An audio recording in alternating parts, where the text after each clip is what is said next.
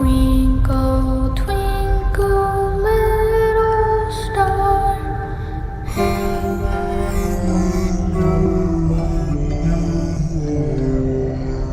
He's alive!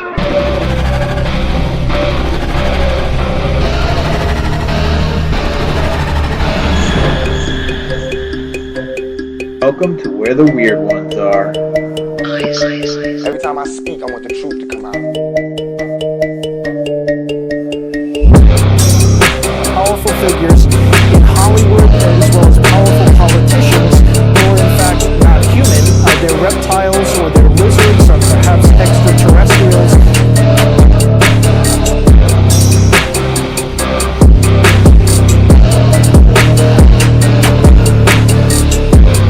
I don't think it is a human. I think it's a Sasquatch.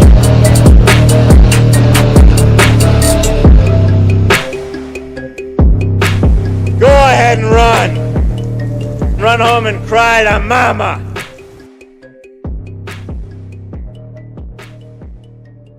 Let's get weird. What's up, you fucking weirdos? Welcome to another episode of Where the Weird Ones Are. My name is Kevin, but you probably already knew that, and if you didn't, now you do. So today's episode is with Gillyan Stone. She is a wonderful person, and I hope you all enjoy this episode. She tells me a lot of things that she's researched from Bible stories that I didn't really know. We talk about how the Roman Empire manipulated Christian religions, Christian holidays. So I think like the powers that be are manipulating all of religions and diluting everything and trying to get us to turn away from God. Um, and it's been working, honestly. If you look at the world today, and especially things going on like things last week. Um, but Gillyan she's bright, and for being so young, she has a long and bright future ahead of her. I think she has um, a really good head on her shoulders, and she's a young mother. Just so I'm super grateful she was able to find the time to even come on and talk to me, and we talked for almost 2 hours, I think. So I'm super grateful for her coming on and sharing with me and with all of you, um, her interpretation and stuff. We talk about flat Earth. We talk a lot about the Book of Enoch. So, um, but I just wanted to take a moment and introduce you to some people um, that I think is important, names that I think are important for everyone to know. Um, More so than one particular name, who I will not, which is a name that I will not be saying. Um, so, um, I would like to introduce you to, firstly, Trisha Aslin. She was 53, and she was described as the heart of her little tight knit family, and she worked part time at the bowling alley. And it was reported that she was seen running for the counter to grab the phone when it all started happening. And that's just how she's described. She always wanted to help people. Um, Also, I want to apologize in advance if I get anybody's name incorrect. Stephen Vozella. Stephen was, or Steve, was a member of the New England Deaf Cornhole community. So there was a uh, cornhole tournament going on when this happened for deaf people. He worked for the U.S. Postal Service, and he was 45.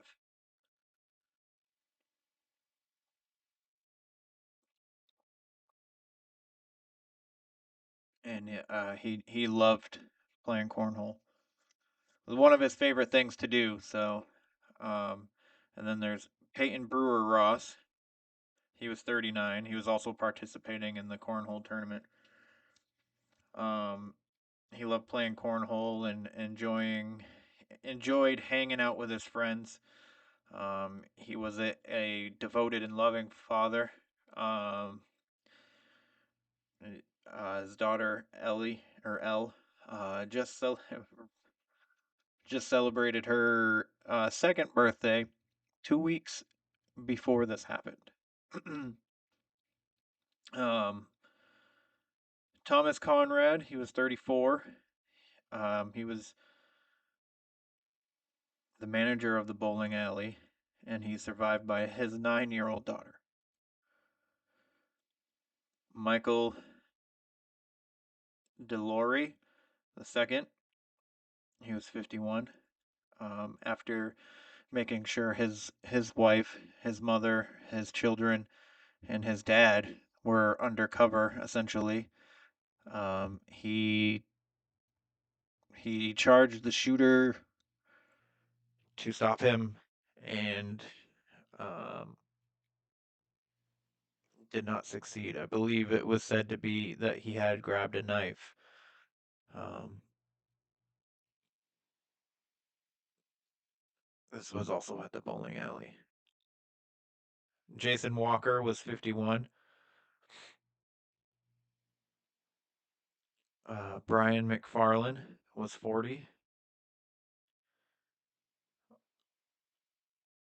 He was also participating in the cornhole tournament.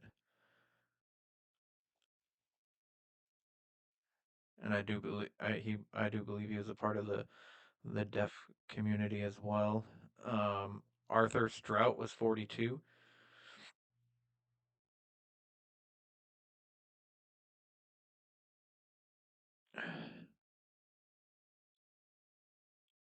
His family actually thought that he was in the hospital and not still at the bar, um, until they found out otherwise. And he leaves behind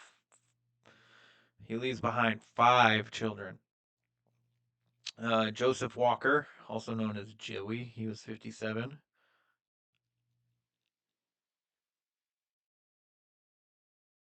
I'm sorry, I'm reading at the same time. Um,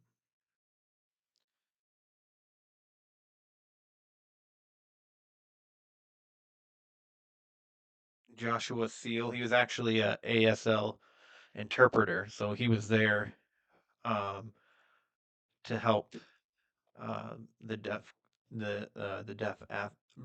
athletes. Um, he he was employed at the Pine Tree Society. He was 36. I do believe he's the director. Keith McNair, he was 64. Max Hathaway, he was a full-time stay-at-home dad of 2 with I didn't know that. It, he has a third on the way. He was goofy, down to earth, and loved to joke around.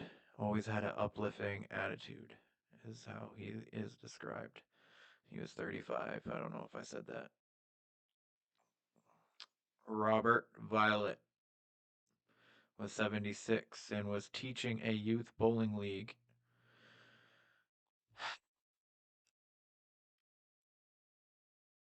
Lucille Violet, his wife, was 73.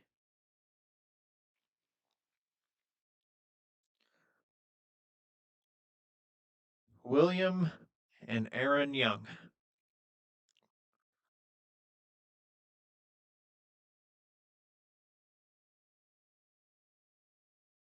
Aaron was only 14, just enjoying a game of bowling with his dad.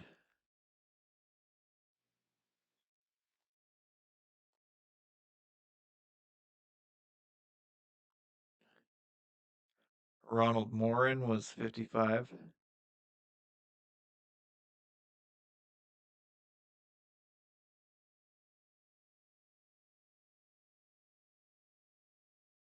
William Frank Brackett was 48.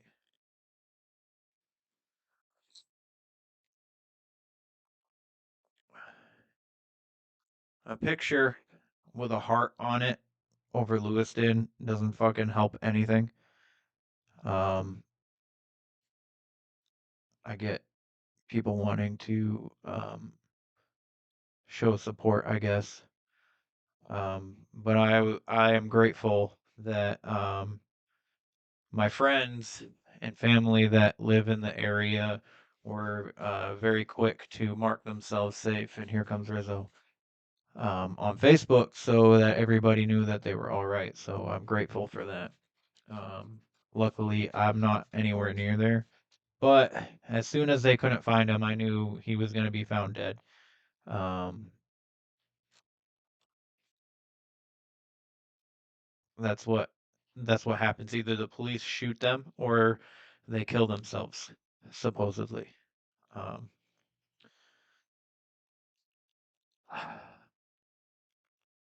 I don't know. But we have a serious mental health issue in this fucking country, and it needs to be addressed a lot more than other things, like fucking raising taxes and all this fucking bullshit. Like inflation, taxes keep going up.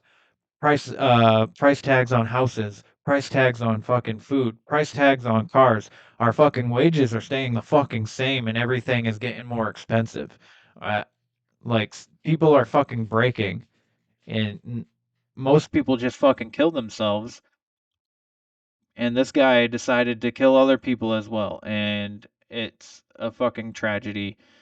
Um, I don't know how taxes work in other countries, but it's it's getting fucking ridiculous right now.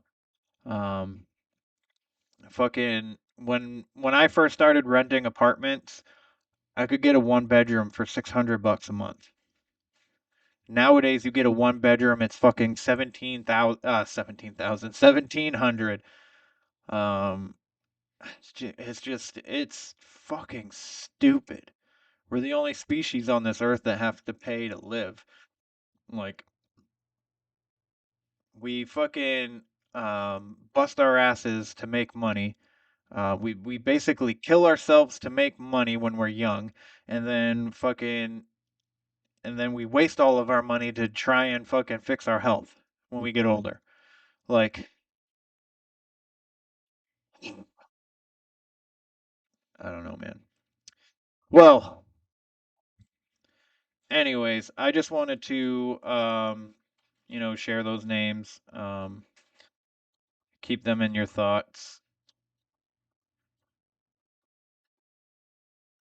I mean, anybody that dies from anything, I think, should be thought of in this way, not just mass shootings. Um, so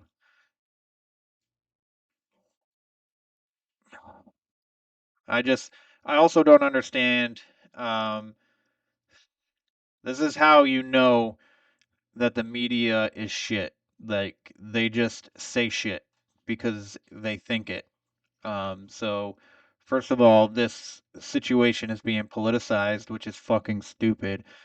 And the minute that started, I was like, we need to, we, listen, everybody in the government needs to fucking go. They need to fucking go now, and we need new fucking people. People like fucking regular people. But um, they came out. They said he was former military. He's a weapons expert. Neither one of those are fucking true. He was never in the military, and he's not a fucking weapons expert. He fucking.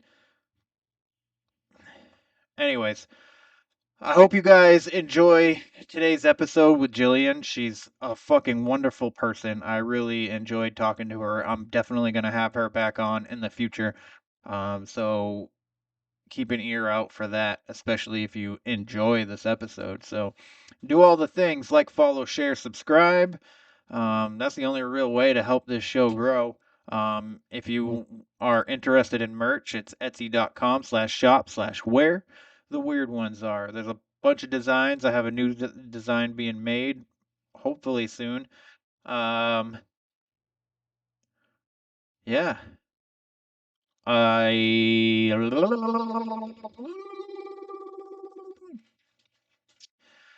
Check out the Conversation Cabin. I was just recently on the Halloween special on that. One Nothing as well, One Nothing podcast. Love One Nothing podcast. Love Amanda. Love David. Don't get to hear enough about Rachel, so I can't say if I like her or not. I'm just fucking with you guys. But anyways, yeah. I keep telling you every fucking time. Check out One Nothing podcast. If you haven't already, then there's something wrong with your brain because it's a good podcast to listen to. Total Conundrum. That's another good one you should check out. I just started listening to that one recently. All things outrageously spooky, scary yet beautiful. I believe is I don't know. There's so many words in that podcast. I forget the order that they go in. But that's a good podcast if you can figure out what the fuck I'm talking about. Um, Exploring with Phil. I was just did an investigation with him, and he put that video out on YouTube. So Canadian Dutch Boys Studios on YouTube. Go check that shit out. We got some like weird fucking evidence. So it was weird, but cool at the same time. Also, if you want to be featured on the show, tell your story. If you just want to type out your story, that's fucking cool too. That's all good with me. Because I could just tell it for you if you want, or I can send it to somebody and they can come on and tell it. Oh shit. But yeah, if you want to be featured on the show, please do not hesitate to reach out to me because I absolutely enjoy talking to people about these subjects. If you want to present a conspiracy that you know a lot about, if you have encounter stories you want to talk about, spirituality and religion and all that, yeah, I'll even talk to you about fucking politics if you want. That's totally fine. And it's all weird because everything in the world is weird. So this is where the weird ones come to have weird conversations. So where the weird ones are at gmail.com. Also, where _ the weird ones are on Instagram. That is where I'm most active. And then on Facebook. Also have a Discord, so go check that out. That's where the weird ones are. If you want to get involved with the chat, don't have many people to talk to. I do have a website coming out and a Patreon. If anybody's interested in that, I'll have more details. I mean, I don't expect anybody to pay me to fucking listen to me talk. So if you do, you do. If you don't, you don't. You know, it is what it is. Also, you know what? I'll just tell you in the next episode. I'm gonna keep it to myself. So question everything and stay weird. I just can't hate him. I guess we can't make our choices on people, but I can't hate this person. I've been taught different than that, I hope, anyways. And I believe in a lot, and I have to feel that way. If you hate, and the hate drives you crazy, you're going to hurt people. And I've had my ups and downs in my life, and I don't want anyone to hurt me, and I don't want to hurt anybody. And I'm sure this man, whatever happened to his mind, I'm sure he wasn't born to be a killer. And he's got I'm sure, a father and a mother that would have never believed this would have happened with him. Hate will never bring my son back. They're coming to get you, Barbara.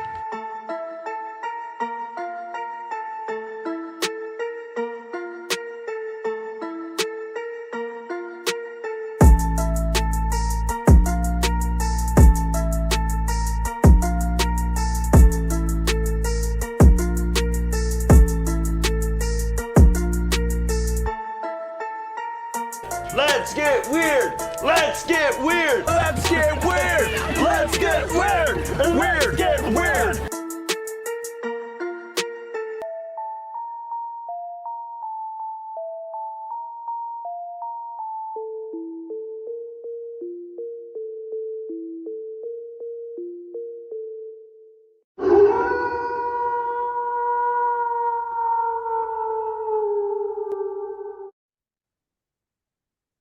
So I listened to you on another podcast.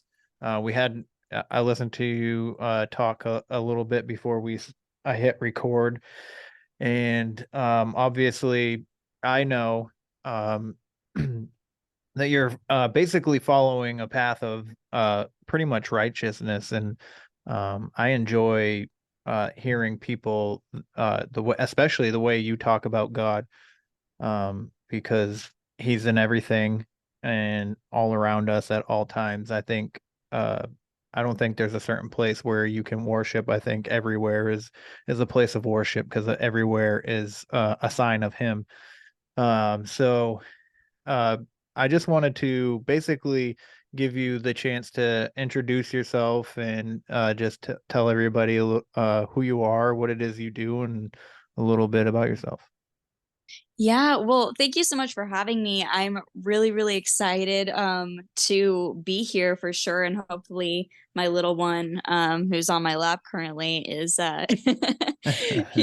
he's well behaved, so to speak, during this podcast. But for those of you who don't know who I am, my name is Gillyan Stone, and I run a Instagram platform as well as a I think, yeah, I'm still on TikTok. Do a little bit of TikTok here and there. And I also have a podcast called the Alabaster Podcast, where I talk about biblical theory, biblical cosmology, your, everyday conspiracy theory. And, I love bringing on interviewees to talk about certain topics that I'm sure we all find interesting, from aliens to flat Earth to the Book of Enoch, etc. Talking about the giants.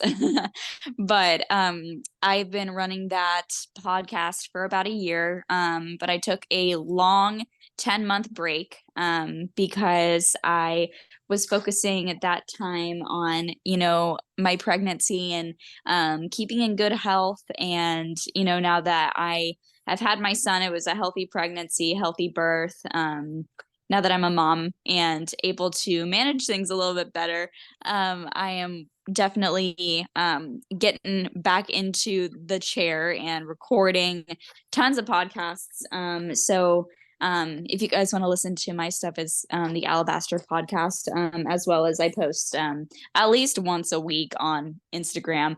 But basically, my path started out in politics as a actually political influencer. And I at that time, it was around 3 years ago, almost. And I was taking a pretty strong stance against Islam at the end of my political career. And after I had taken a stance against Islam, I had gotten canceled by Kellyanne Conway's daughter, Claudia Conway. And for those of you who don't know who Kellyanne Conway is, she was the leading campaign manager for Donald Trump's campaign. And there is a lot of speculation that she was the one who actually won him that first primary. And so after I was canceled, I went through a alternative right media group. And after kind of just having to be submerged in the Catholic culture, as well as the far right politics, I kind of started feeling a little bit icky, because not only was I selling out my own beliefs, but I was also just wanting to be at peace. And so I ended up leaving that journalism group.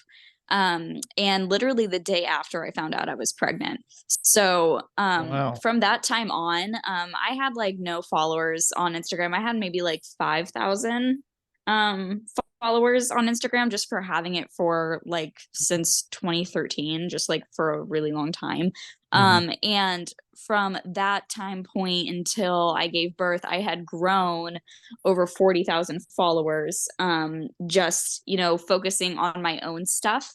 And through that process of focusing on my own, I guess, journalism, you could call it, I really started to grow in my faith in a way that I can't really explain. I mean, when you start diving into topics like the Book of Enoch or any of the other lost books of the Bible, you kind of break a paradigm within yourself when you start to understand a whole new side of the world, and you start to understand a whole new side of God, and especially a whole new side of Jesus. And you unlock a whole new understanding as well of why Jesus came and why it isn't just a life that we are put here for. We're basically put on the ultimate rescue mission to save the lost. And through that comes a lot of joy, but it also comes a lot of hard work. And I specifically dedicate my platform to helping everybody do that hard work to grow in their faith and help evangelize the lost as well, in a way that, you know, most people today are not doing. It's a completely different way. So I'm just excited to be here. I thank God for every day that I am, you know, still on this earth to spread his light and to become a better mom for my son every day and a better wife for my husband. And yeah, I'm just, you know, here to learn and here to help the lost for sure. Yes. I feel like there are certain people throughout the not only in our country but throughout the world that are just here to shed light on a lot of things, like you said, conspiracies. Like there's symbolism, they use symbolism in a lot of stuff. I don't know if you've heard, but apparently Donald Trump is actually pretty into Satanism, although absolutely. He talks All the about way. God all the time. But he never really talks about which God, and he never especially talks about what Jesus Christ means to him. Exactly. And I myself, I would, if I had to put a label on myself, I'd be conservative, but I always tell it like this. I'm conservative. I'm not Republican. Like I have conservative views, but I don't like just fall in line with whatever a Republican has to say.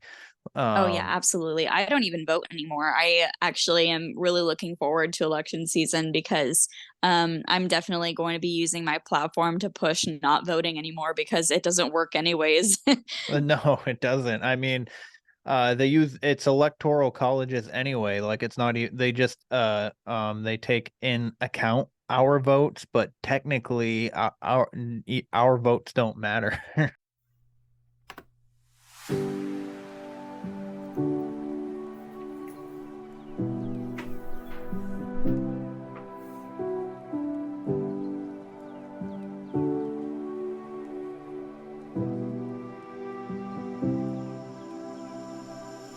you need healing crystals?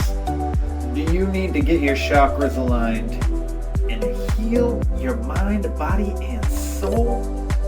You need to check yourself and become one with the universe once again.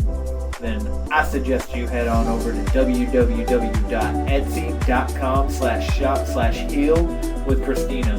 That's where you'll find all sorts of custom designed crystals for your healing and visual pleasure. I promise you won't be disappointed with the plethora of things you can choose from. Necklaces, healing crystals, all sorts of wire type things and such. Christina is a good friend of mine and she enjoys helping people, so please help her out by checking out her shop. And at checkout, please use code WEIRD125 for a 25% off discount. That is www.etsy.com/shop/heal with Christina. And remember, friends, use my coupon code WEIRD125. That is a capital W on that, so you can get your 25% off discount. I promise you, you won't be disappointed in checking this out. Well, my friends, when you do, tell Christina I said hi. Stay weird, my friends.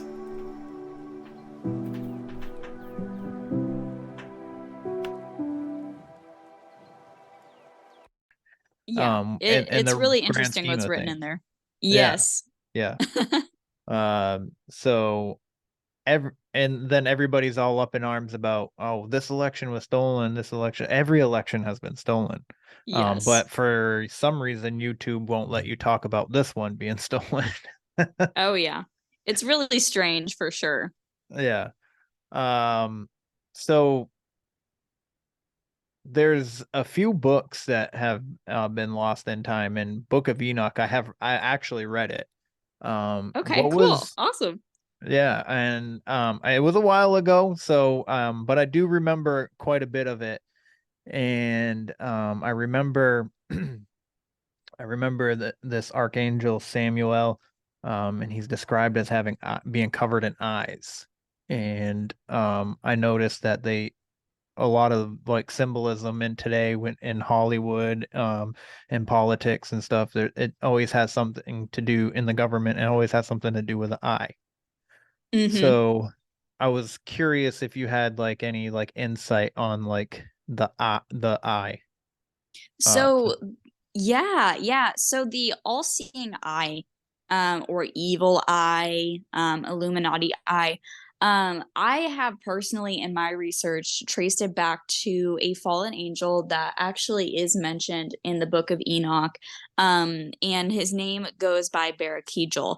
And what's interesting is that Barakijal is the angel of astrology and the New Age. So he taught human beings astrology, and it's really interesting how we see his kind of like footprint left off in these little trinkets that you see, as well as the like Illuminati eye, which you can also link back to the Eye of Horus, and whatnots. But Barakijal specifically for like certain religions is kind of the mascot for them for sure. So that's where like the evil eye comes from, and like the one eye symbolism. It's there's also the symbolism of like when you cover your eye, it's kind of like a duality where half of your soul dies away to the evil, and the other remaining good side is left in control of the elites. So the duality of the evil eye, and the one eye is essentially a mark of slavery, in a sense, a spiritual slavery for sure. Yes. I can see that. I think this realm is the realm of earth is ruled by the devil, or Satan, or Lucifer, whatever you decide to whatever name you decide to use today. I actually don't believe that Lucifer and Satan are the same. It's neither do I, but because there's this whole story about Saint Lucifer. Do you know that story? I do not know, but biblically I can definitely point out where Lucifer was mentioned and how he is not ever referenced as Satan. Exactly. Well, so I'll just tell you real quick. So there was this saint, that went by the name Lucifer, and like you said, the Bible doesn't even reference Lucifer and Satan as being the same entity to begin with. But I guess like the same thing that that they were doing to Jesus or whatever. It's not the same exact thing, but like for some reason they didn't like this guy Saint Lucifer, so they chose to use his name and connect it with Satan, supposedly. Obviously, I don't know that. I didn't live back then, but that's a story that I heard. Well, that is So really interesting for sure. Where I kind of have done research on it, I focus mostly on like the biblical stuff, but Lucifer is a describing term called morning star or shining light or day dawn, and that traces back to the ancient Hebrew texts. And so Lucifer is described as the son of the morning, and the son of the morning, that is the god Venus from Roman mythology. Also, I believe that it's also Kronos. I don't quote me on that. But it's definitely the god Venus. But I always get mixed up because every single culture has a different name for these beings for sure. But the bright shining ones are actually referenced as stars in the Bible.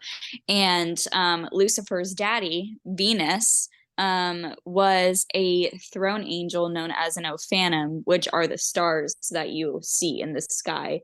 And the reason why we know this is because the Bible references these angels as stars more times than not. I'm pretty sure that there's more references to angels being stars than angels being angels in the first place. So especially in the book of Revelation, where it talks about 1/3 of the stars falling from the heavens, and that's literal and symbolic at the same time, because these throne angels, the Ophanim, they're the ones that fell from Earth, and you see Venus as, this leader morning star. He's one of the main little g gods, and so the reason why we know that Lucifer is not Satan is because fallen angels can't have kids with other angels. They can only have kids with humans, and so we know just based off that that Lucifer had to have been a Nephilim, because fallen angels also don't have two sets of parents. They don't have that. And so it's really interesting to see that connection. And then going back a little bit further, referencing Lucifer, Lucifer and Nimrod could possibly be the same person as well, because they're referenced in building the Tower of Babel. And in terms of Lucifer trying to ascend into heaven, you have to start from somewhere to ascend. You can't just, start from heaven and ascend to the earth. It doesn't work that way. You have to start from somewhere. And so the story in Isaiah chapter 14 goes that Lucifer was trying to build his way to the top so that he could replace the throne of God, so that he could be like the Most High. And when he reached that top, literally God slapped him back down to earth, because that wasn't about to happen. And so we see that Lucifer was also referenced as a man later on in Isaiah as well. And I'm thinking of Revelation as well. Lucifer is not one of the names that God says is cast down on judgment. Satan is referenced as a serpent or a snake or the devil, or Satan in itself. It's not referenced as Lucifer too. It's only represented as the dragon, the serpent, the devil, or Satan. It's not referenced as Lucifer. So I think that's really interesting. Very. When thinking about those connections. Yeah. So you said that you think that the possibility Lucifer being a Nephilim, and being tied to Nimrod, and maybe Nimrod and Lucifer are the same person. Well, I've heard Nimrod was probably a Nephilim in itself himself. So Oh yeah, when you said absolutely. that, I was just like, it was like a light bulb. I was like, well, maybe. Yeah, um, so yeah, Nimrod was from the line of I believe Ham. And Ham. Yep. you see more of Nimrod's story in, I believe, Jasher and a little bit of Jubilees as well. But Okay. you don't see much of it in Enoch, and you don't see much of it in Genesis either. And so with that, Nimrod is told in Jasher and Jubilees as a giant, and that he was a very mighty leader, and he was like a warrior, like a I think he was called like a great man or something like that, like a almost like a gladiator type Yeah. person. But yeah, Nimrod, you know, was first a good guy, and then something changed in him. The darkness got to him, and he wanted power and wanted to be like God because of all this knowledge. And eventually, he was struck down. But yeah, it is really interesting. The whole story of Nimrod and the story of ancient Babylon and the Mesopotamia. Yes, I would agree. Um, I think it's funny how you can't have a conversation with a lot of people these days about these kind of things, about the Bible or about what your beliefs in God are or whatever, without people like scoffing at you, which is really bizarre because people believe in so many different things. And I'm not saying any of them are incorrect. I think all of them may have like a little smidgen of something, right? But like like to say somebody to be like Bigfoot's real but God isn't, like, or something like that. I don't know, but um I really I really enjoy speaking with people about their religious beliefs and what they think, and what they interpret from the Bible and stuff like that, as well as paranormal and supernatural stuff like cryptids and all that. And I find it fascinating to scroll through TikTok and see people who are just preaching the word, like just literally just citing a verse, and they're getting shit thrown at them, which is really bizarre. And then I heard recently, actually, I think it was just yesterday, that I think is Israel, and Israel, people are like Muslims are like searching Christian, they're like hunting Christians down over there in the Middle East somewhere. Oh Have you heard about yeah. that? Yeah, well, the whole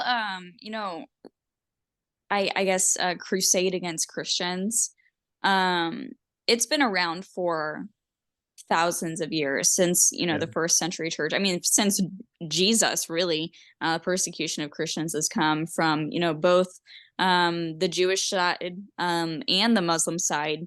um and it is heartbreaking, like, I mean, seeing everything, for sure. And I haven't found, the need to go in and, look at, the details, the gory details, quite Yeah. literally, of what is going, because we really need to guard our eyes and guard our hearts with, the things that are happening, because the more that we look at the darkness, the less productive we can be for the kingdom of heaven, for sure. If we have, only the eyesight set on the dark, and not the posture towards looking up at, the Lord. Hmm. But this stuff has been going on for thousands of years, for sure. And it's so heartbreaking. And I mean, it's just really, really interesting to see how two sides also can be so at war with each other, but their theology and like what they believe is not that different either. Right. Because they both don't know who Jesus is. And I think that the most important thing during this time right now is to really look at what the facts are. I mean, the Middle East is cursed forever until Jesus comes back, to be at war with each other. That's a fact. It says it in the Bible. Yep. Another is that these Jews and these Muslims, they do not know who Jesus is. So for us as Christians to be looking at both conflicts, we definitely should not be standing with a certain side. We should be standing with Jesus and standing with our mission to evangelize to the end. And so by showing love to these people, regardless of what they believe, showing the light of Christ to them, I feel like that is the most important and the most productive thing that we can do during this time. Because, I mean, at the end of the day, you know, every single person is going to experience some sort of war, some sort of, you know, bad thing happening, whether or not it's, you know, something absolutely tragic or not. I mean, we all know what war is. We all can agree that it's bad. So during this time, since we know that people are dying, we need to be praying for those who don't know Jesus to come to him, and doing the best that we can every single day to reach those who do not know him, and, you know, try to get to them before it's too late. Absolutely. I say this all the time. The more we are more alike than we are different. And we're in a time where people are celebrated for their differences, and people are trying to be more different than others, almost every day. And I think if we kind of like start celebrating more of our similarities, I think it's a good step forward for the collective consciousness to more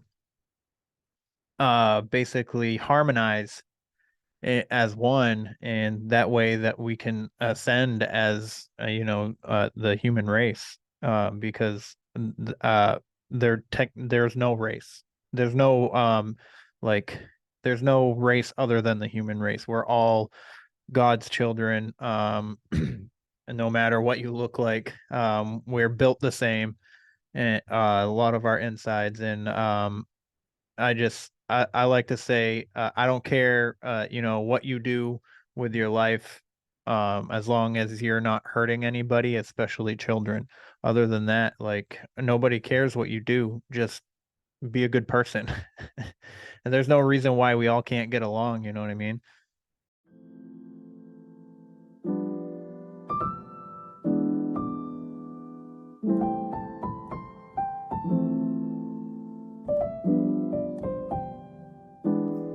Well, friends, I need you to take a second. Head on over to www.fineartmedium.com.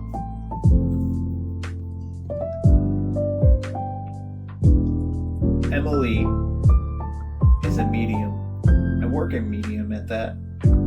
She does readings, and she's artsy. She does graphic design. So, if you're in the market for a logo, because maybe you're starting a business, maybe you're even starting a podcast, and your logo needs met, Emily is who you want to reach out to. I promise you won't be disappointed in her artwork. I also know that if you need a reading, past life regression, this medium, not only is she compassionate, she's extremely intelligent. She will get your needs met. You can go onto her website. You can see all of her reviews. I promise you, my friends, you won't be disappointed in this. So give her your time if you're in the need for it. She made a couple of my t-shirt designs, and we're working on a comic book. So if you have graphic design needs, check her out.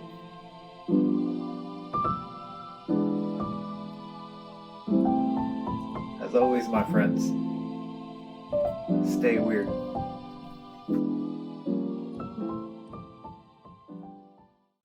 Yeah, I agree.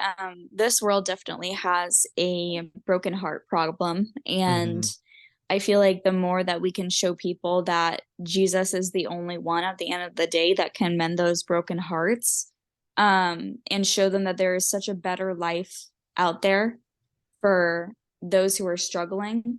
I mean, it's going to be better in the long run for everyone.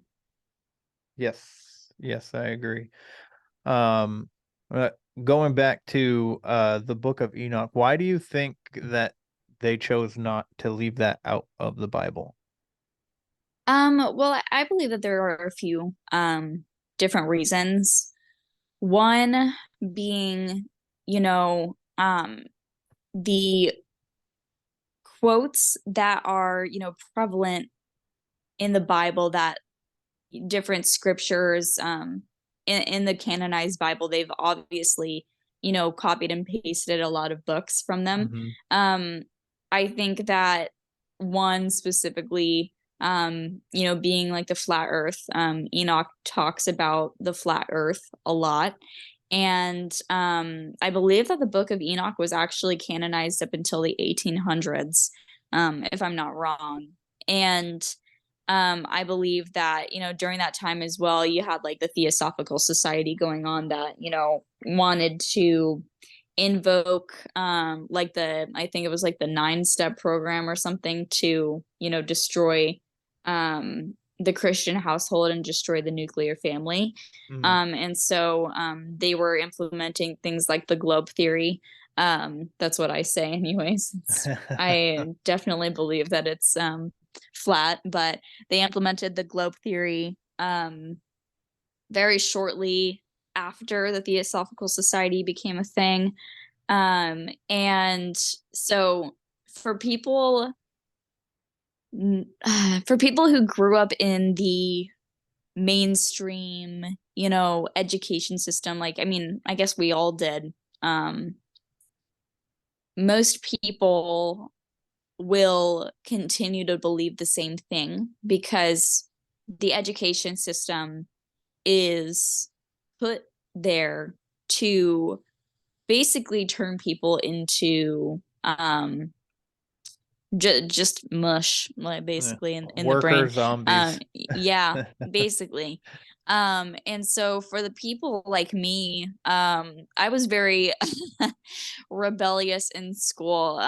My parents, until just recently, always wondered why I didn't care at all about school. I literally, like, I would say that I'm a pretty smart gal.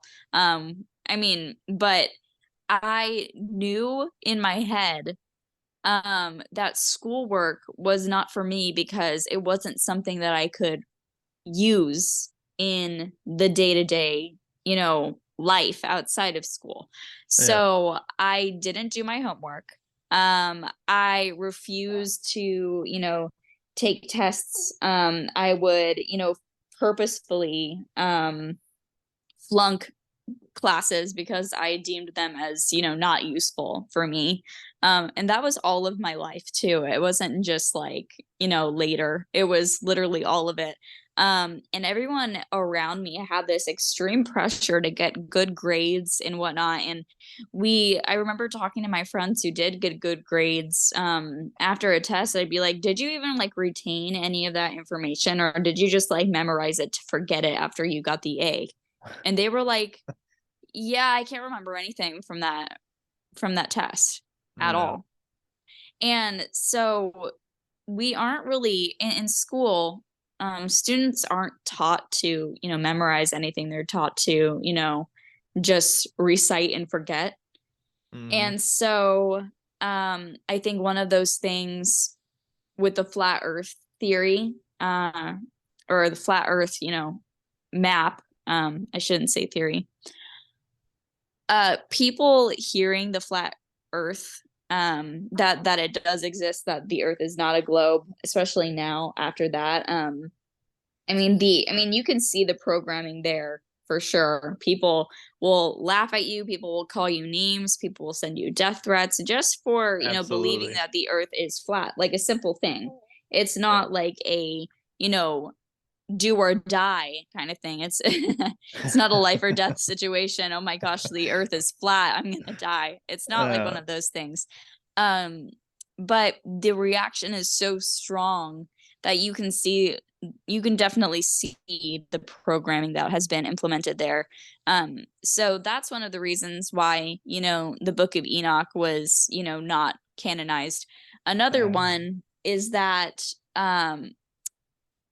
it's a really stupid reason, but it's what they say anyways, is that they can't verify when Enoch was written. But it's hilarious because we don't know when the Book of Job was written either, but that's still the Bible. And we can't find who wrote the Book of Job. We can't find who wrote the Book of Psalms. We don't know who wrote the Book of Psalms. People theorize that it was David, but we don't really know. And it's really, really interesting for sure to see that whole thing play out, because I'm like, that's a bunch of baloney. But then there's also, the obvious, which is the exposure of fallen angels, the giants, the Nephilim, how they were created, as well as, where they are now. So that's a really big thing too, because we have gone as a society from being, understanding of the spiritual realm, but now we have gone to the shallow, like not even the devil is real kind of thing, and demons aren't real, or aliens are demons, stuff like that. It's a very, very watered down version of, Christianity that we're seeing now in the church. And I believe that the rejection of the Book of Enoch really played into almost a ignorance is bliss kind of situation for the modern day church. And it also, it also allows for Christians to be blindsided by calendar holidays for sure, like Christmas, Easter, Halloween. It's coming up. Which are all not even Christian based, right? No, they're not. They're not. They're all most of them date back, or like most of them link back to Isis, or Ashereth, in the Bible specifically. And the other, god that is worshipped on, Christmas is Kronos, which we know is Satan. And so I think that the Book of Enoch was, purposefully left out, in my opinion. And I don't have the power to, change the canonization process of the Bible, but in my humble opinion, I do believe that the Book of Enoch is meant to be scripture, and that it was inspired by God, and that we should definitely read it, whether or not we want to view it as scripture, because every single writer of the Bible was influenced by the Book of Enoch, the Book of Jasher, the Book of Jubilees, the Book of Giants, etc. They were all influenced by these texts. So, why wouldn't you want to read up on what these men grew up reading as well? Right. I 100% agree. And also, to off the flat earth thing, I always say it's weird that Universal was putting in there, and right in the beginning of their movies, a globe before we ever knew it was a globe. Secondly, we see the same stars, the same constellations every night. How are we spinning? Yeah. So, and also the bottom of every single cloud you see is flat. And we know that gas takes up whatever it's I mean when you light gas, it takes up the space of whatever it's contained in. yep. So when you see a cloud, you see a flat bottom with a domed curve around it, and people don't get it just based on that. And I'm like, see, I didn't pay attention in most classes, but at least I learned what, all the different types of liquids were. Yeah. And also Antarctica is so like guarded too. Like even if you are able to afford a trip out there, like you can't go anywhere from where you're stationed or staying at. You try and leave where you're at, and there's all of a sudden there's an armed guard, like you can't come this way. Yeah, that is really interesting. Especially after the 40s, after Admiral Byrd's missions there during Operation High Jump, where he was sent there to discover and explore parts of Antarctica. Yeah. And he found he found a warm spot, and that the aliens. And actually my daughter was just telling me, she's like, they found grass and flowers in Antarctica. The ice caps are melting, climate. And I was like, don't listen to everything your teachers fucking tell you, please. I was like, take it all with a grain of salt, and look into stuff yourself. I was like, yes, our temperature here has been colder than normal, like through the summer. I was like, the temperature in August was like in the 60s, and it's usually in the 80s. So don't fucking sit here and be like, oh, the earth is warming up. Because I think climate change is a hoax, to be honest. Yeah, I mean, I don't think that climate change is a hoax for this one reason. Okay. I believe that because of the ability that our government has to modify our weather, that climate change is only real because they made it real, if you know what I mean. Yeah, you have a point there. I just did this whole episode on weather warfare and modification and stuff like that. So, yeah, you have a point. I think I obviously it's man-made. I don't think it's like necessarily pollution, but I do think that the more that we basically ravish the land that we're living on for resources, the more I guess the more it's gonna speed up in deteriorating. I mean, Oh yeah. they're like, oh, fossil fuels, blah blah blah blah. Gas cars, they're killing the planet. Well, battery cars are too, because you're still digging for the lithium, you're still digging for the cobalt, you're still in these mines for the lithium, and the cobalt. It is just as hazardous as anything else. Yeah.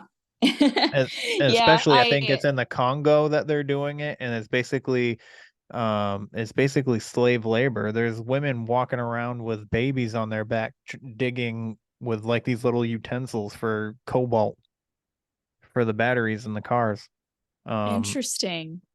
Yeah. It's wild, and they don't get paid much. There was actually this journalist, he was on Joe Rogan a couple months ago. I think it was like spring, and he had gone out there on an expedition to really find out what's going on, and he was inside these mines. He actually got attacked by the guards, or almost attacked. He said if he didn't have certain credentials, and this other guy that was with him, he thinks that they might have killed him just for filming inside the mine. Wow. Yeah. So, and he showed a video on Joe Rogan and stuff, and he's like, everything that they're digging for, all these kids, and like it's child labor, it's everything. It's young mothers, and they barely like the Congo is a poor country. and that whole area is poor.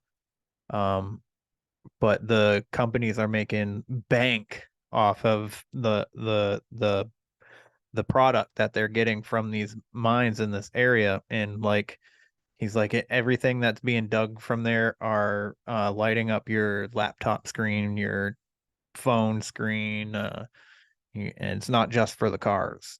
So like everything that's run on battery is coming from these mines. So Wow. I had no idea that. I mean, I don't really look into the technical stuff like that. So this is all news to me for sure, but I definitely think that um it is interesting to see just how like fossil fuels are not are not running out of style. In fact, they're everywhere for sure. And just seeing where you can find it all. And I think it's the whole like idea of fossil fuels is really funny to me. Because it's not like you're mining off of dinosaur bones. It's like, I mean, it's just natural minerals that are always, in the earth, and they're not going to run out. Because Yep. our earth is made perfect by God. And so if like we were to run out of a mineral, that would mean, off balancing the entire earth. Exactly. Yes. You absolutely have a point. I find all of this like so interesting, in the fact that they I don't know, they basically they're trying to like change legislation on something that they're not even 100% sure of. Oh yeah, absolutely. You know what I mean? Ladies and gentlemen, can I please have your attention? I've just been handed an urgent and horrifying news story. And I need all of you to stop what you're doing and listen. Top of the day, everyone. I'm Nisha. And I'm Buddha Badass. And we're the hosts of Hot Garbage True Crime Edition. Do you guys like true crime? I really don't. I feel like you force me on this show every freaking time I come here. Do you guys enjoy listening to victims and murderers and grotesque stuff? People that are sick in the freaking head. That's who likes it. That's who likes it.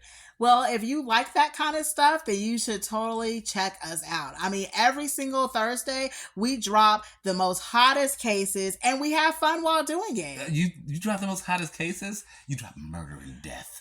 Kill. Death. How many people can actually say that they have fun while listening to a true crime podcast? And I feel like that's what we do here. So you're just not going to listen to me now? I'm just going to say this and you're not going to listen to me? And you know what? Our listeners are not just our listeners, but they're our friends and our trash pandas. We love you guys. They're a lot, and I will agree to that part, but I'm still just mad at you for just not talking to me. They're paying you this well to say all this. So check out Hot Garbage on Spotify, Apple Podcasts, anywhere that you listen to podcasts. Check us out every single Thursday. A new episode drops. I officially hate this commercial. On some real. So, flat Earth, that's a thing. I find it so interesting. I like flat Earth is my favorite like conspiracy. The moon landing was so fake. Like even when I believed that the Earth was definitely a sphere and that we were, catapulting through a black space and just spinning on a certain access, which is weird. I don't really understand how they know, but anyways, like even back when I believed all of the stuff that I was told, like I always thought it was weird. I always thought it was weird. The moon landing was weird, and I always thought that it was fake almost my entire life. And I'm just like, who was filming? Did they leave him? Like, yeah, why it is is everything really black out there? Where are the stars? You can't see stars in the background? Yeah, I do think it's really interesting. And I was doing a little bit of research on the entire globe theory and why certain philosophers all over the world wanted to create the idea of the globe theory, because it was I mean, it has existed for thousands of years, you know, just like flat Earth has obviously existed for since the beginning of creation. But the idea of the globe theory actually comes from the idea of sun worship. And so you look at the heliocentric model of our Earth, and you also are able to, you know, take a glance, you know, and notice that everything revolves around the sun. And so it's really, really interesting to see just how these, you know, ancient philosophers and scientists were so determined to make everything about the sun that, you know, they created holidays based off of it. They created, you know, the days of the week based off it, the 24-hour schedule based off of it, the, you know, amount of days in a year based off of the sun as well, and created, you know, specific equations to basically revolve everything around this sun worship, which we know is Cronus, which is Saturn, which is Satan. So the whole entire globe theory is based on Satanism, and based on fallen angel, god, demon worship. And it's really, really interesting for sure to see those correlations with, you know, the way that we live our lives today. I mean, and what's interesting too is the Bible says that, you know, this world belongs in the control of Satan until the Son of Man returns. And so you can see how everything, you know, revolves around Satan in this world. The fact that there's everything cubes is everywhere. 666. Yeah, everything is 666. Everything is be your own God, be your own main character, be your truest self. And to me, it just goes to show why the emphasis of not, you know, being of this world is so important. I agree.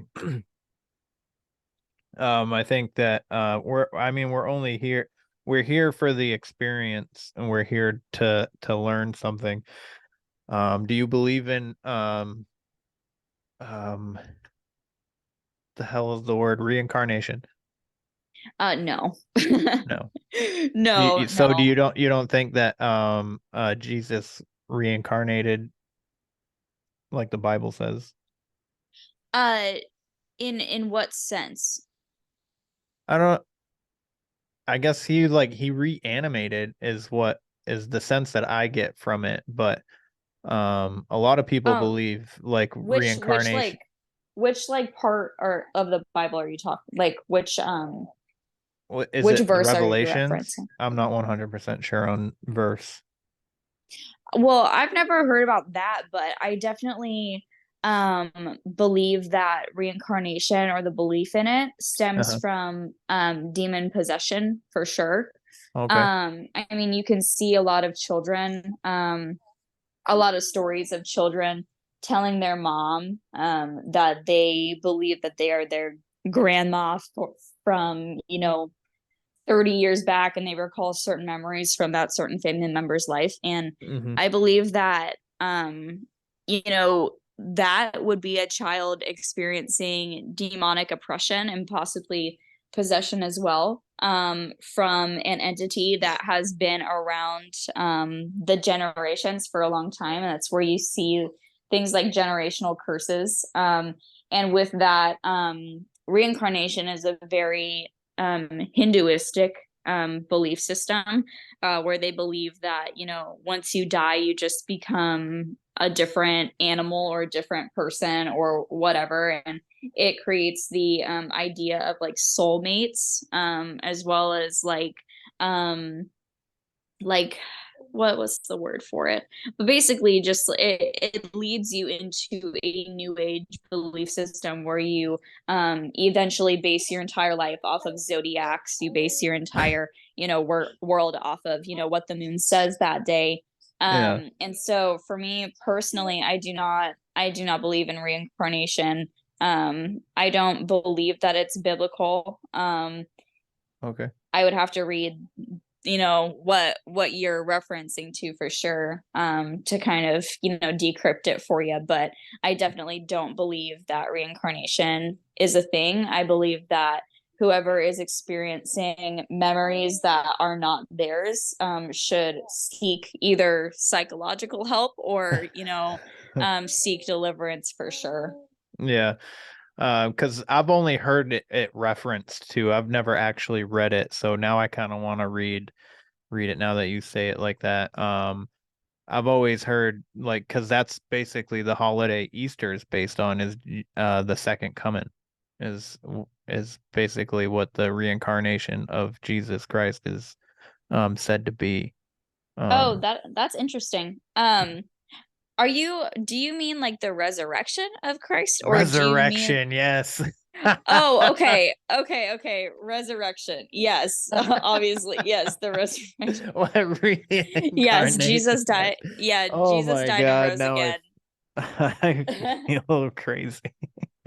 No, it's okay. It's all right. Oh Yeah, man. I was like, reincarnation. I've never I've never heard of that. But yeah, the whole celebration of Easter is actually, I mean, we're supposed to, around that time, the only biblical holiday that is around that time is Passover, which is something that I observe, my family observes. We don't observe Easter, we observe Passover. And the reason for that is because Easter is actually a Catholic, basically Jesus stamp of a pagan holiday, and festival called, Ashtarte.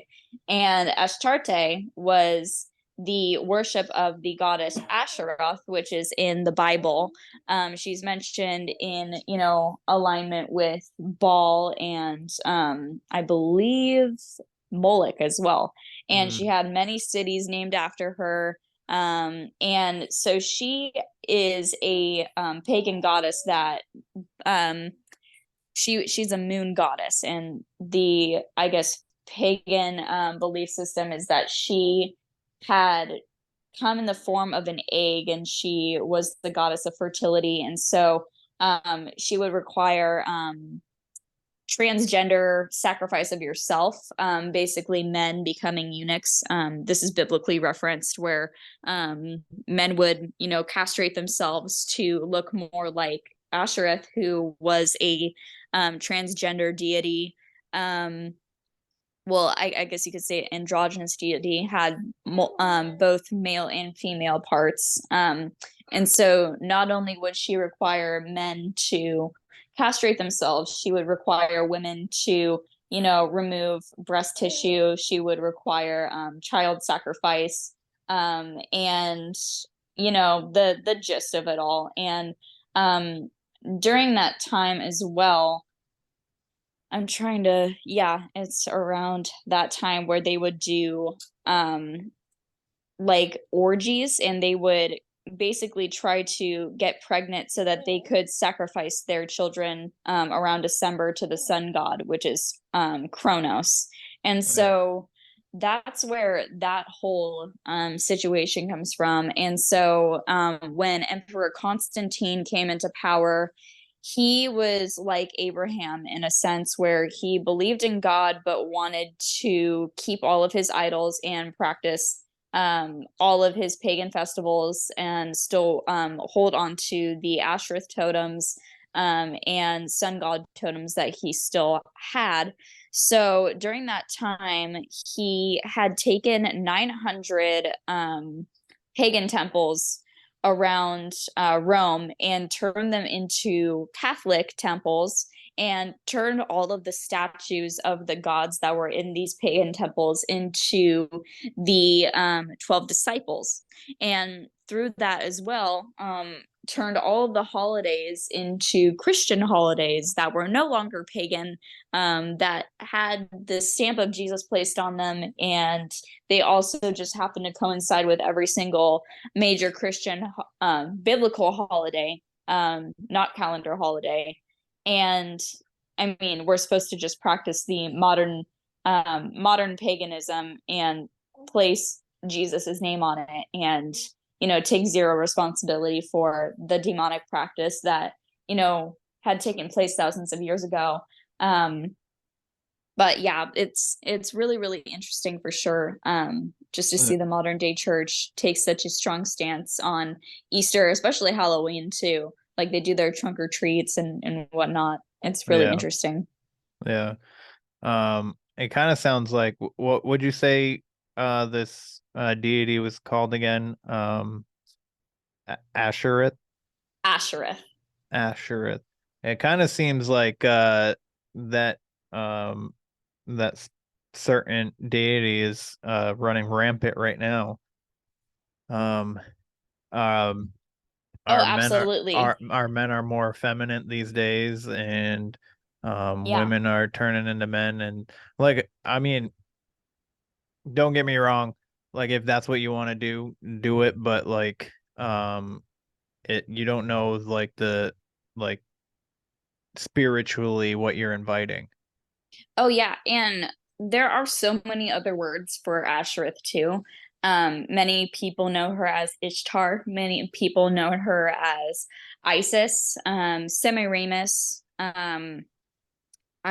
Calliope, etc. A lot of them are, referenced across many different cultures. She has many different names, but Ashereth is the Canaanite version of her.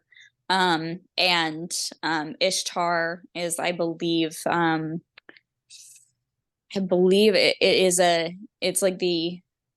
it's some part of the Middle East. But Isis is her Egyptian goddess form. That's so interesting. Yeah, there's a lot of correlations. The more that you research into what the roots are, I'm a big like, okay, what's the genesis of this situation? Like, where did it all start? So I always go back all the way to the beginning, at least if I can, and I like to trace my way back up from there, and that's how I'm able to find all of my information from. I got you. Yeah, the fallen angels have always intrigued me. So when I've read the Book of Enoch and I read all the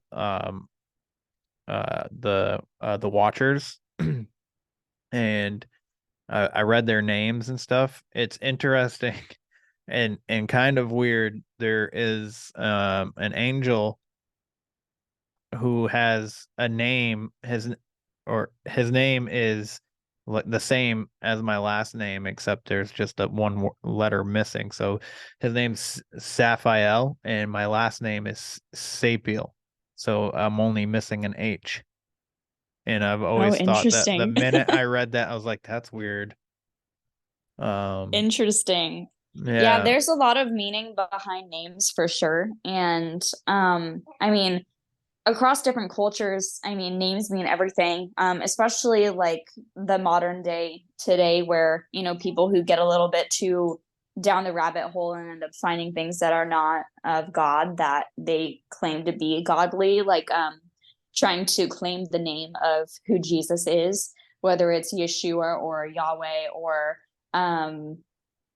etc. But we know that Jesus knows who we're talking about when we talk to him, and we know that demons are cast out in the name of Jesus as well. If Jesus wasn't his name, then that wouldn't happen. It wouldn't work. Also, it's like the whole elitist belief system that we know that these people know the true name of Jesus, and if you don't say Yahweh, then he won't answer your prayers. And it's like it gets to a whole new level of legalism, and also we know where legalism leads us to, and that's the reason why Jesus died on the cross. Yeah. So yeah. So another question that I wanted to ask, so I've heard two different stories on how they came up with the first painting of Jesus, and I was wondering if you knew because I don't believe that the depiction of Jesus is the correct person. So I was just wondering your thoughts on that. Oh yeah. So it depends on what name you're wanting to go by, like when you're referencing who the painting of Jesus is, but kind of just to like go back a little bit from that, just talk about like the paintings of Jesus in general. You always see them in like a childlike or decrepit like type of painting where Yeah. either he's a baby being, you know, nursed by his mom, which is Mary, and either that or he's, you know, like naked on a cross and whatnot. Yeah. So my research again, I mean, again, I do a lot of research on, you know, roots of things, but I told you before about Constantine and his involvement with turning pagan temples into Catholic churches. So the Yes. first thing that they did with Mary is she was actually Isis before she was Mary. And so that's why Mary is referenced as the Queen of Heaven, is because Isis is also the Queen of Heaven, as well as, I mean, she's Ashereth, Ishtar, Semiramis, etc. You name it. She is the Queen of Heaven. And so they converted the Virgin Mary into the Queen of Heaven, which if Mary was here today, she would be absolutely horrified by that, because Mary was not chosen to be divine. She was chosen because she was a willing servant of God. She wasn't anything special, but she loved the Lord and she would have done anything for the Lord. And she did. She gave birth to Jesus, who is our Lord and Savior. So when you look into pagan mythology, you know that Isis did have a son, and that was Tammuz. And Tammuz is basically Osiris, if you know who Osiris is. Tammuz is also Osiris, and we know that Osiris represents the Antichrist. So the divine halo around Jesus's head is kind of like an inverted thing to the Antichrist. It's not who Jesus is, it's the fake Jesus, it's Tammuz who you're seeing. As a baby, being nursed by Isis, his mom, and just it's really, really interesting what you see when you are sorry, my son is like he's having issues. But he when you see the paintings of Jesus in the Catholic Church, you need to look at, you know, what everybody else, you know, was. And so we can definitely see that Jesus was Tammuz. Jesus is painted as Tammuz, or I guess Tammuz is painted as Jesus, either way. But that's what I personally believe based on what research. What have you led to the conclusion of yourself? Well, well, first of all, I will say that I've always thought that Jesus should be of darker complexion, like my entire life. I've always thought it was weird that he was like in the Middle East and he was like pasty white. So I always thought that was weird. But the story, so there's two different stories that I have heard. I'm not, well, one of them I definitely don't really believe, but the other one kind of seems a little legit. But so recently I heard that so the Pope came into, who's the painter? I'm trying to think of his name. Is it Michelangelo? I think so. Yeah. Well, either way, so the Pope comes in and he sees this painting of what would eventually become the painting of Jesus. He sees it hanging in the back wall and he goes, "Who's that?" And apparently Michelangelo was homosexual and had painted his lover, and And when the Pope asked him who it was, he said, "Oh, that's Jesus Christ," and that's the painting they ended up choosing to use for Jesus Christ. So I'm like, um, I don't. There's no. First of all, there's no evidence that of anybody being of Michelangelo being homosexual from what I've seen, me personally. But this story I've heard 100 times now throughout like the past couple of years, especially when um I started becoming one with myself and with the creator and all this, and just on a journey of enlightenment. But I've heard this story a couple times, and I believe it was Pope Boniface. He basically just had Michelangelo paint Jesus. He's like, paint Jesus, but I want you to use my son as inspiration. So basically, he just painted Jesus to like look like the Pope's son. Very interesting, for sure. I have not heard any of those, so this is all news to me. All right, all right. Yeah, no, I was just curious if you had heard either one of those, which is why I brought it up. And your thoughts on it. But if you haven't heard of it, then either one of them. But then I guess you can reflect later. Yeah, I could definitely look into them. Those are very interesting theories for sure. I guess just like where my research has taken me, it's kind of taken me into like the root of everything. Yeah. Biblically, archaeologically, geez, and just elsewhere, with history, for sure, like what's written down, what we know, and what we can only speculate for sure. And I try my hardest to focus on keeping things outside of speculatory statement and try to keep it, fact-based for sure. So all of my resources and research come from, like, I mean, I look through, books, I look through articles, I look through obviously the Bible with pretty much everything that's there. And I backtrace through like different landmarks and what they were before. And the societies that were going around in the times that certain things are happening now, and that's usually like where I come across most of my stuff.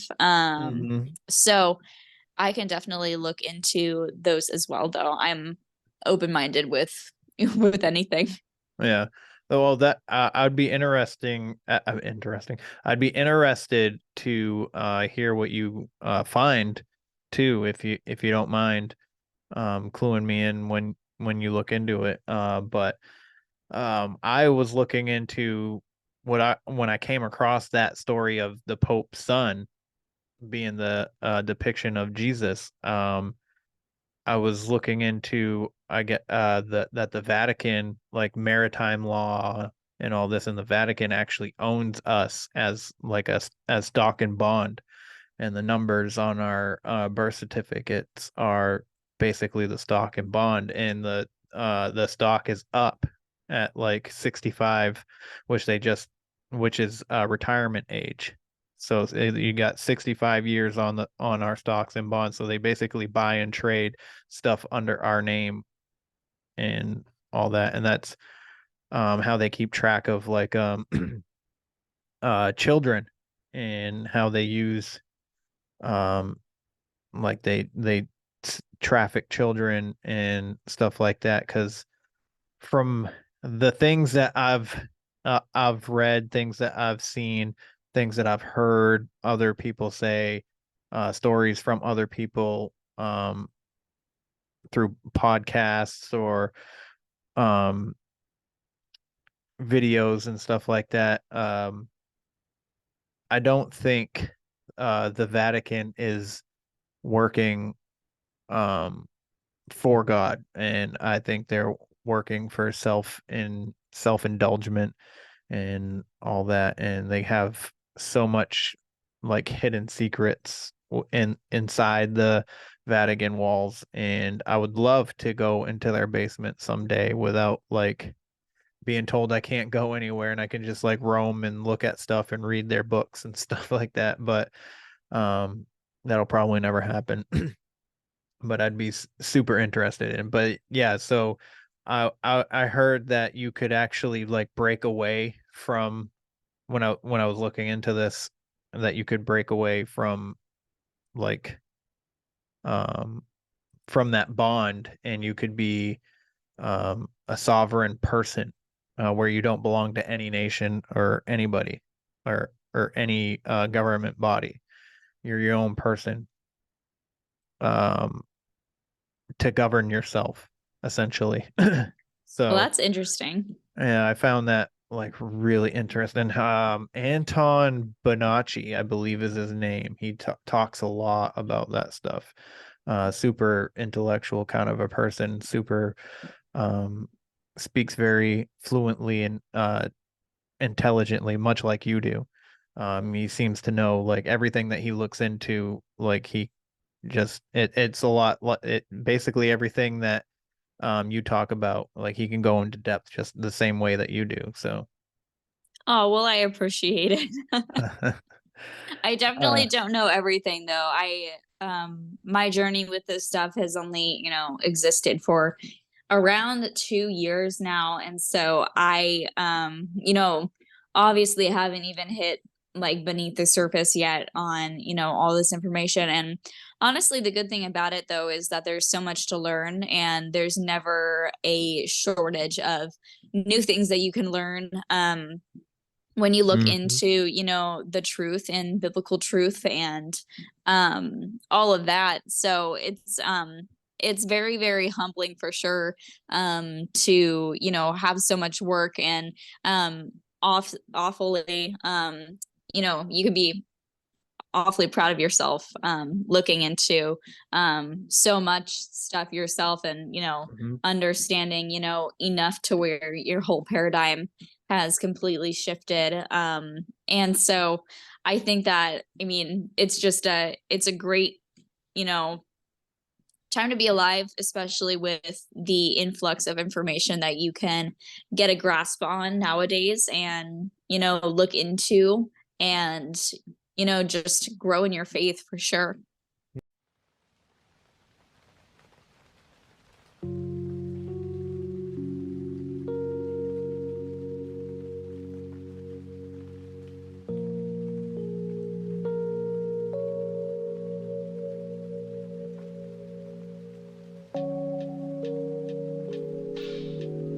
I'm trying to free your mind, but I can only show you the door. You're the one that has to walk through it. And by walking through it, my friends, head on over to www.deeperdown.store. There you will find some sick-ass threads, AI-inspired art on t-shirts, hoodies, flip-flops and cups, and motherfucking tote bags. I promise you, my friends, if you follow the rabbit, you will not be disappointed. You can also find _ down the dot rabbit hole _ on Instagram. He has thousands of followers, and he shows you deep down the rabbit hole on conspiracies, hauntings, and cryptids. I highly recommend you subscribe for $2.99 a month. Also, if you check out his store, upon checkout,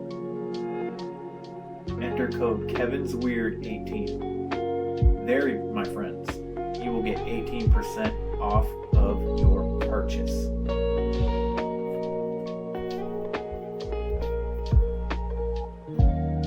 So please, I highly recommend and suggest to you to go check out his store. David is a good friend and he deserves the utmost respect, and I wish him nothing but success. But this is your last chance. After this, there is no turning back. You take the blue pill, the story ends. You wake up in your bed and believe whatever you want to believe. You take the red pill, you stay in Wonderland. And I show you how deep the rabbit hole goes.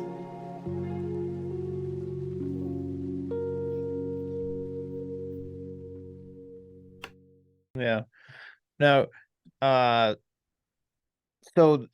before I switch the subject, I wanted to. I can't remember. I'm pretty sure the Book of Enoch references her. If I remember correctly, I'm almost 100% sure. But anyways, they mentioned Lilith in Enoch, I believe. And I was wondering if you've looked into that, like, certain person or thing at all.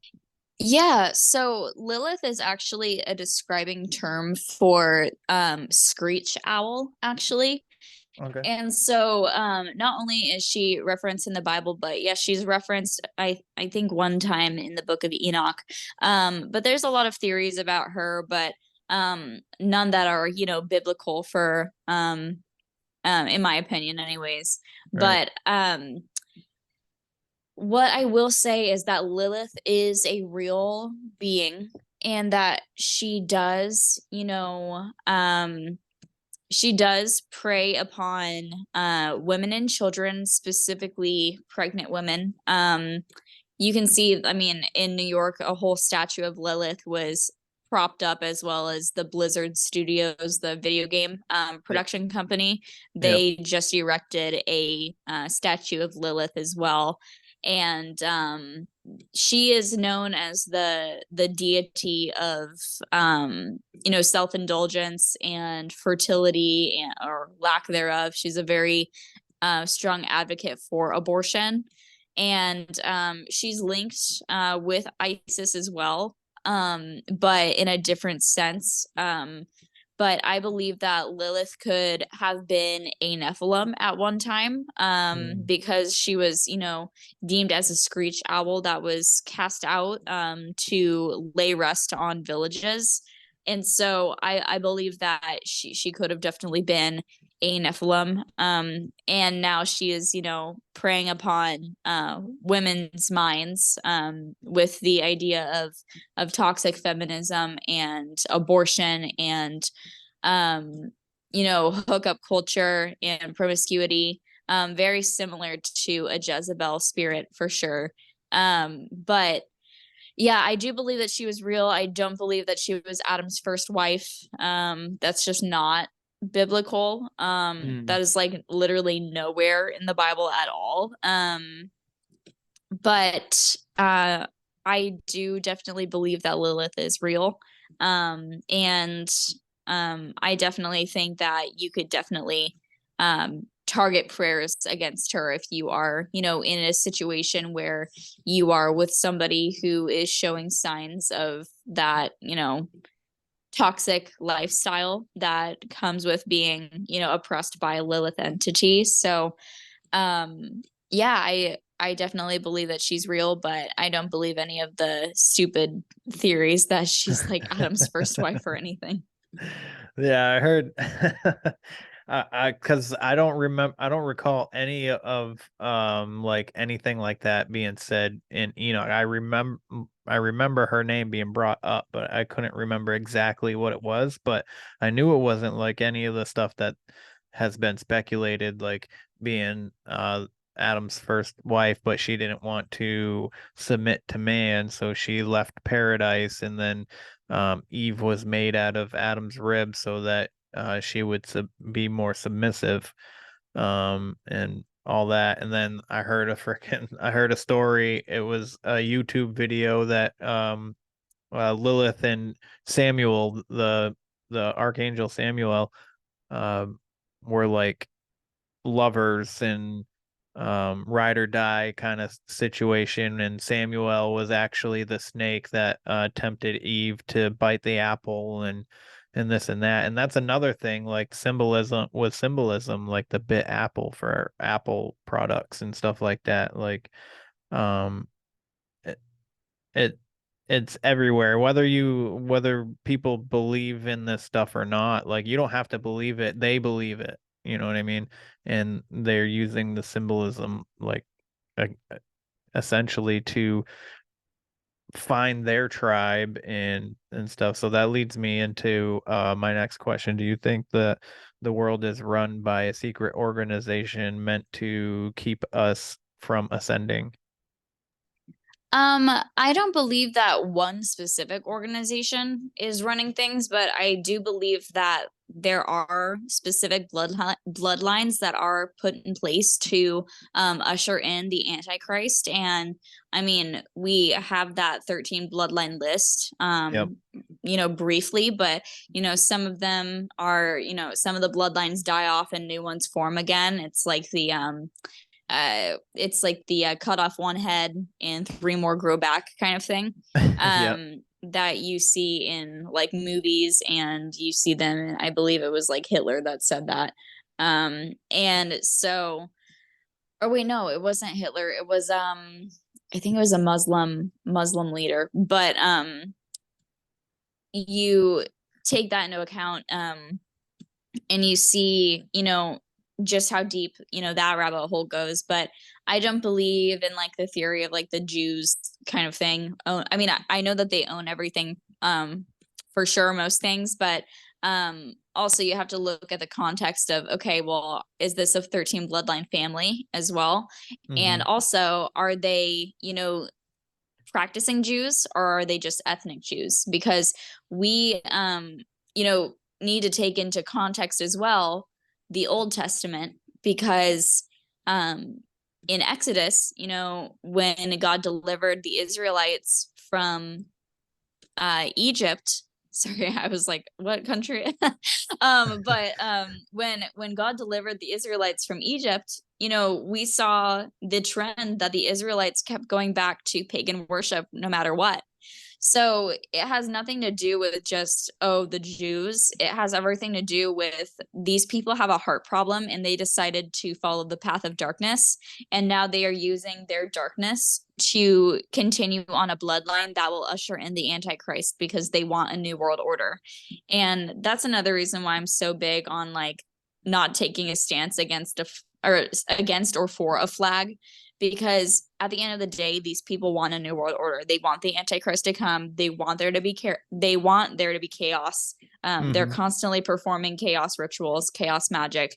And I mean, you can see it working. I mean, obviously it's not working on me because I'm, completely unfazed by it, but they want you to be scared. They want you to be unprepared. They want you to only to be able to depend on them. And so with that, it can't just fall upon one organization or one secret society, because there are so many at play here, and so many that, control so many different parts of things that, I mean, it all really just dates back to Babylon and the Tower of Babel, and, trying to be like the Most High. And that's the heart problem that we're facing today.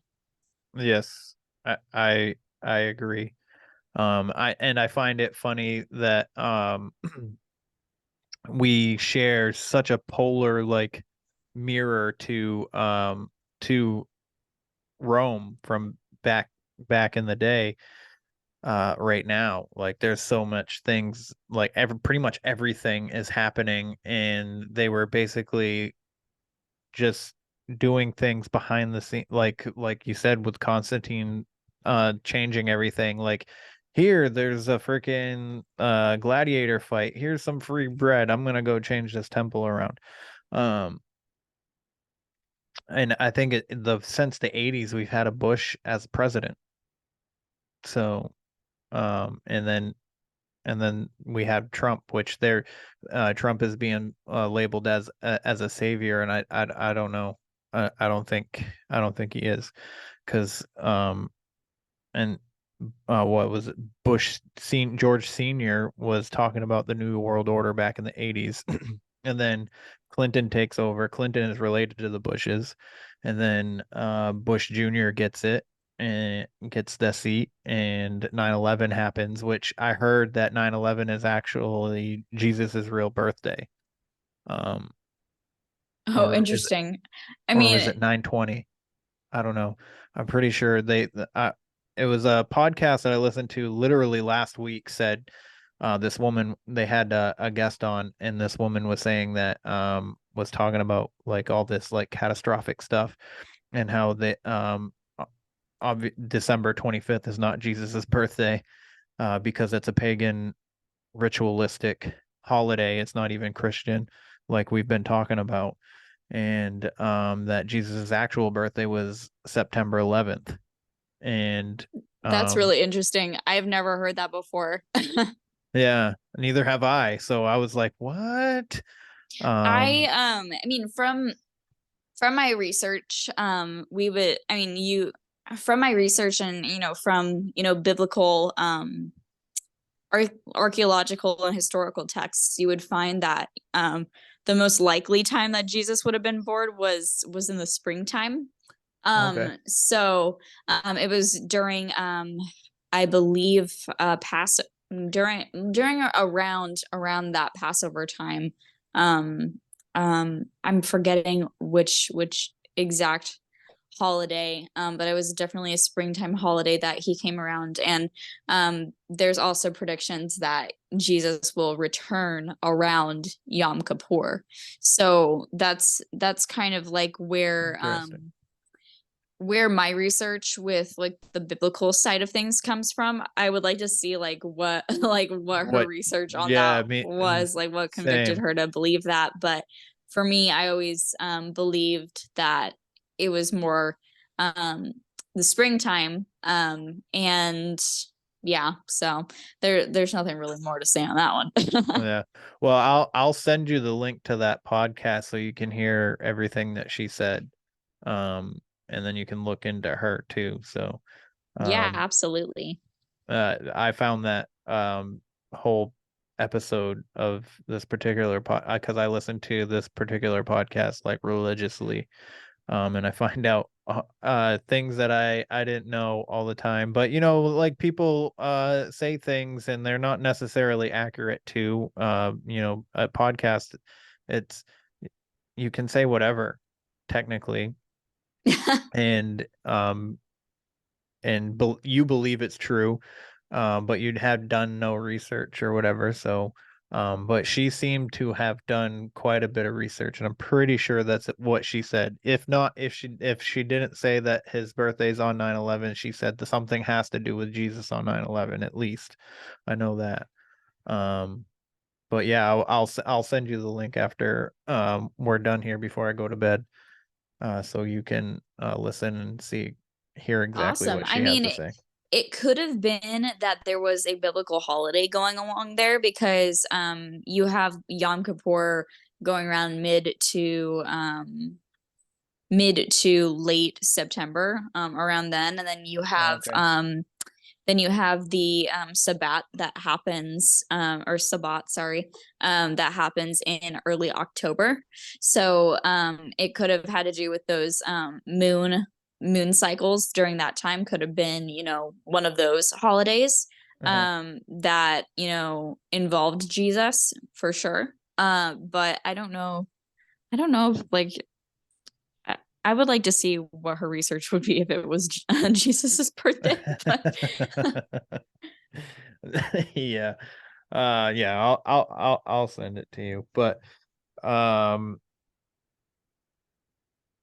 so I guess we'll wrap it up now. And I could probably talk to you all night. So maybe we'll have to set something up in like a couple months for like a part 2 or something Yeah, if you're that would interested. be awesome. That would be awesome. All right. So my last question, which is a question that I tried to remember to ask everybody because it's my favorite question. Are you finding fulfillment in the path that you're currently walking? I mean, as long as I stay on the narrow path that, the Lord is shining his light upon, I believe that the most fulfillment that I will ever seek is, on his path and walking hand in hand with him. So I guess, yeah, I would say that the path that I am, trying to live and the life that I am trying to lead is very fulfilling since finding the Lord and really diving deep into his word. My life has become simpler. My life has become blessed. My life has become happier and more joyful.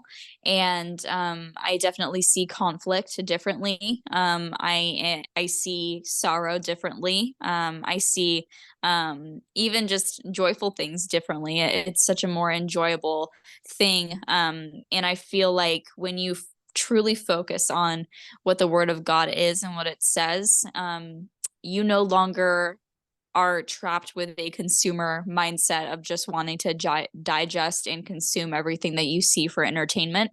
You start to fully form a relationship with the one who created you. And that is something that, I mean, it's undescribable how fulfilling that is. Nice. So real quick, let everybody know the socials that they can find you and what you're going to be doing next. Yeah, so if you want to follow me on my journey for truth in the Word of God, you can find me on Instagram at Gillyan Stone, as well as the Alabaster Podcast that is streaming now on every single podcast platform. And every single episode will go up each Friday. There is one coming out this Friday. I am really excited, October 19th, with JT Follows JC, and we're going to be talking about how Lucifer is not Satan, and we're going to be doing an even deeper dive than just the brief kind of dialogue that I gave tonight. But yeah, I am so blessed for everybody who has shown support, and I'm excited to, just tell people about Jesus. Well, I appreciate you, and I appreciate you taking the time out of your day, especially since your son is so young and needs your undevoted attention constantly. I appreciate you taking that time to come on and talk with me. Because if I didn't have people like you to talk to, I'd just be talking to myself, and I don't know if that would be as entertaining or interesting. I would do it. I mean, I do it, just not. I don't normally record it. Oh my goodness. Well, I really enjoyed being on here tonight, and let me know when you want me on next. Absolutely. So that's the show, guys. Please give Gillyan a follow. She obviously, if you listen to this whole entire episode, you can clearly tell she's an intelligent intelligent person with a purpose. So please show her some love on her socials. Check out her podcast. I'd really appreciate it. Also, if you don't mind, following, sharing, and subscribing, that would help me and this show. Also, you can find the merch at etsy.com/shop/where the weird ones are. And like I tell you at the beginning of every episode, you can hit me up on where the weird ones are at gmail.com, or where_the weird ones are on Instagram, or where the weird ones are on Facebook if you're interested in being featured on the show. And with that being said, question everything and stay weird. This concludes our broadcast day. Click.